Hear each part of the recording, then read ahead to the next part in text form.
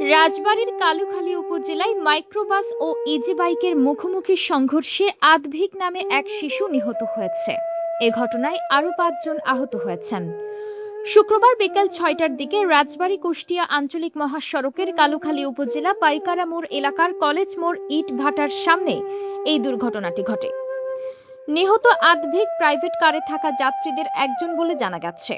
আহতরা হলেন ফরিদপুর সদর উপজেলার অম্বিকাপুর ইউনিয়নের ব্যবসায়ী অর্জুন খেতানের পুত্রবধূ জ্যোতি খেতান, ফরিদপুর কোতোয়ালি থানার চাঁদপুর এলাকার সুভাষের পুত্র মহাদেব, রাজবাড়ীর পাংশা উপজেলার সরিষা ইউনিয়নের পারডেম নামারা বাগলি বাজার এলাকার মোহাম্মদ সুয়াদ।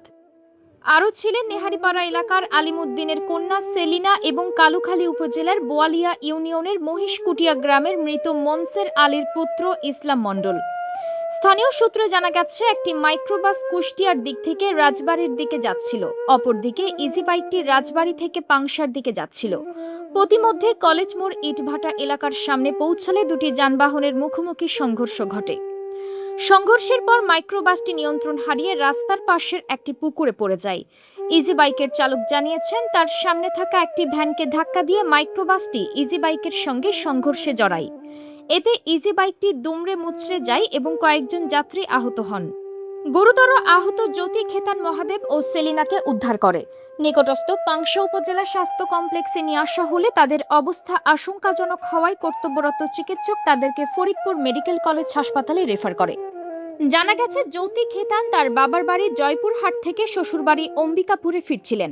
এদিকে দুর্ঘটনার পর মাইক্রোবাসের চালক পালিয়ে গেছেন বলে জানিয়েছে পুলিশ। পাংশা হাইওয়ে থানার ভারপ্রাপ্ত কর্মকর্তা সৈয়দ আল মামুন জানিয়েছেন, দুর্ঘটনায় এক শিশু নিহত হয়েছেন। আহতদের মধ্যে ৩ জনের অবস্থা গুরুতর। তাদের উন্নত চিকিৎসার জন্য ফরিদপুরে পাঠানো হয়েছে। দুর্ঘটনায় জড়িত যানবাহন দুটি জব্দ করা হয়েছে।